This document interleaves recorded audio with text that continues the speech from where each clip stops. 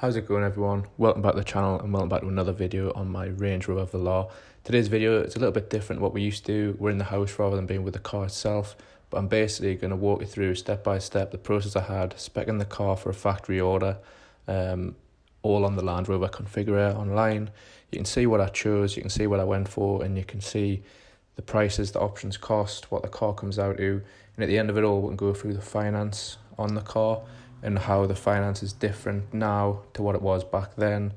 And yeah, you can see the monthly payments and whatever else for the car. So let's get into it. Coming online then and getting straight onto the Build Your Land Rover website. We can get straight in. I've already got it loaded up. We've got the Land Rover, Range Rover, Velar options. So you've got the Velar on the left hand side, just the standard one. You've got the one in the middle, which is the R Dynamic, and then you've got the Velar edition on the right hand side. Obviously, I went with the R Dynamic version just because it gives you all the features, as you can see here on the left hand side for the normal one. You get a few exterior features added on, and you get a few more bonuses basically. So everything that you get on the normal Velar, you get on the R Dynamic. You just get a few extra features added on. So we'll select that. Obviously, you can see it starts at 48,555. We didn't have a mild hybrid, we just have the normal version. They are all-wheel drive automatic. And then I have an R Dynamic SE, which is the second highest spec you can get this car in. It's not as high, obviously the HSE is a higher spec, so you get a few extra bonuses. So you get slightly bigger wheels, you get 21 instead of 20 inches. You get a few other things as well. So if you look down, quite a lot of it's the same, but you obviously get 20-way heated seats. You probably get a little bit better leather, and you get the electrically adjustable steering column. Obviously all these can be changed. As you can see on here, you get all this the same. Driving aids are virtually the same. You get a few more things though, like you get a few things like the driver assist pack comes, which you don't get with this, but obviously I can show you what I optioned.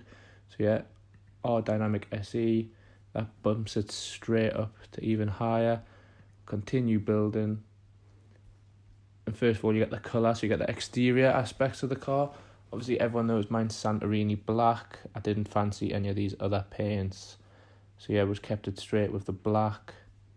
Next step, you've got visual packs. Obviously, as said in previous videos, I would have got the black pack now, but as you can see on this,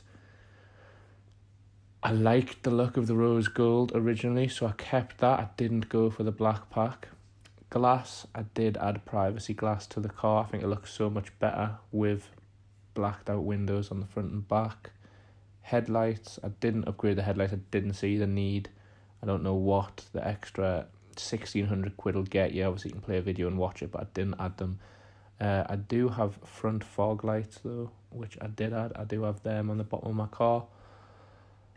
Wheels, when there's loads, so you get the 20-inch satin spoked dark grey wheels. I didn't change them. Maybe if I wanted to now, I'd probably go for satin gloss black on it, but that was only if I get the black pack. I thought I'd leave it that and leave that the way it is. I have a spare wheel in the car as well, so that's another £610 added on. Roof, I've got a standard roof and it's body coloured. I wish I had have got the slide and pan roof, which would add that slight change there, but I don't. I just have the normal standard roof. Interior options then, so it's all about perforated leather and whatever else. I didn't change anything on the interior of the car. I kept it all the same. I have the 14-way heated driver memory front seats, and I also have, do I have any of these? Did I have heated seats in the back? No, I don't. Didn't add any of these. Didn't add extended leather. Don't have any premium interior packs. Headlining, I did change this, to be fair. I added ebony suede cloth headlining rather than the Morzine headlining, just because I prefer the suede look of the roof. Finishers, I don't think I have any of these. Yeah, I kept that grey Steering wheel, the only option I added was a heated steering wheel. That's another £230 or £6 a month. Audio, I did change, I know this, so I got the Meridian Signature rather than just a plain old Meridian, which you get as standard in this one. And then a few other things. So I had the driver assist pack, didn't have convenience, didn't have the technology pack, didn't have the hot climate pack or the dynamic handling pack. Yeah, I did have this, so that adds another 1,700 quid on. Dynamics of the car then, I didn't add any of these because they all were already ticked.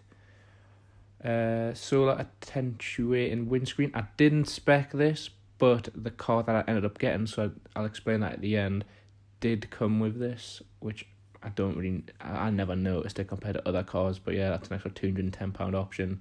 I didn't debadge it.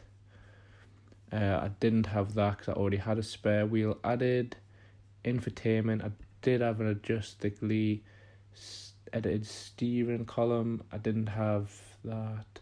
I did have cabin preconditioning, and that is a massive thing. To be fair, you wouldn't expect it, but in the winter when it's really cold before work, I would set that off, and the car would be really nice and warm before getting in. And sometimes in summer when it was really hot, I would have it chilled before getting in the car. Didn't add any of these. I think I might have these, but I can't remember.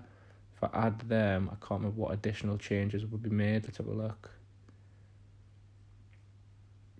Chrome IP end caps. Yeah, I don't think I had that. I don't think mine were illuminated. Next we have heads-up display. I didn't have that. I did have the Wi-Fi enabled with data plan. Never ever used it. People in the car used it. I used to get an email saying it's ran out already. Any of these, I had the power socket pack, if that's the back seats, it was in the back, it got added, yeah, row 2, so I had the back seat power sockets added. Driver assistance, I did have the park assist pack because I liked the fact it would park for you. Parking makes easier than before by automatically detecting available parking spaces and offering to park for you. That was great, and it would get us out as well. I didn't add any trackers. Detachable bars, no, I don't plan on ever doing anything. And then these Land Rover accessories are just absolutely ludicrous, to be fair. I didn't add any of these. I didn't add anything to the interior. But you can get some crazy things added on. That I wouldn't have minded maybe, but I have no problem with putting it in the little center console storage bin. Don't have a child. Crossbars, no, I don't have any of... No, I don't have crossbars, but I do have a roof rack mounted on the car. So where is that? I don't know. Maybe you have to remove the roof box. I didn't have the roof box. Maybe you have to remove the rails. I'm not sure. I can't see any option for it, but it did come with the rails already on the car. And wheel accessories, I didn't add any wheel accessories on. Like stuff like this, £37 for a Union Jack cap. It's just mad. I did have Gardex added to the car. Don't know if that'll be on here. Doesn't look so. Don't know if it was classed as an exterior accessory either.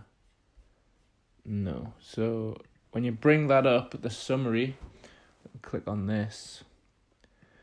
And as you can see, that is exactly how my car looks on the inside and outside. Exactly like that. And that is how I spec'd my car. So it was base price of £56,455. I configured 10,000 worth of options and ended up getting a few extra fees. So vehicle excise duty was 1,300 quid and vehicle first registration fees £55. So in the end, it came to £67,855, and you can see here all the options I did add to the car. Majority were in things that help with the driving or make the comfort of the car better. Not much in terms of exterior other than the spare wheel, which I thought I needed, and then the paint.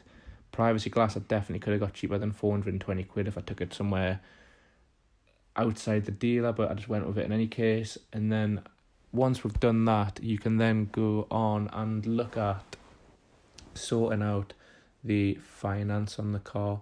So where is it? Finance.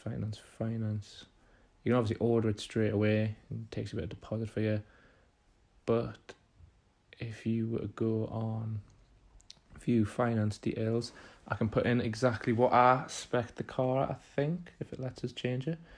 Edit your finance options. So, it's already in, to be fair, from the last time I'd done it. I put $4,500 down. I done a 4-year term, which is not that. It is that.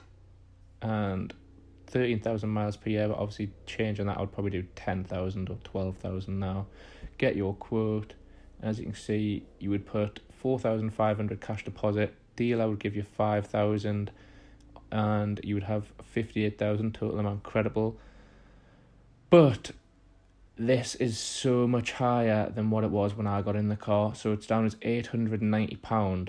But as I've discussed in other videos, my car didn't come with this amount of interest, and the optional final payment is higher than this. It's around 32,000 for some reason. I don't know why it's changed. I don't know if COVID's affected it, but the APR wasn't this high. It was maybe 2.6%. I could find out for definite. And then this is about £6,000, £7,000 higher as well. So mine only ever came out at £640 a month, which is crazy when you think about how the value of cars has completely changed due to supply and demand after a pandemic. But yeah, that is my Range Rover, and that is how I spec'd it. That is what I done. I ordered the vehicle, I sent it to Land Rover to start building it, and about a week later they said, we don't need to build your car, we've found a car with the exact options you wanted, brand new, it's still yet to be registered, do you want it? I said, as long as I can see the spec sheet, which I got sent, yeah, I'll go ahead with it, which is exactly what happened. I got sent the spec sheet and it had a few other things already added, but I didn't mind. And yeah, that is what I ended up going for. So instead of getting a factory order, I just got one sent straight to Newcastle to pick up that one, and that was the one I went ahead and went with. So there you are, guys. That is what my build is and what my car went through in the process of being spec'd up by myself. So if you've enjoyed it, feel free to give a like, drop a comment and subscribe. Cheers.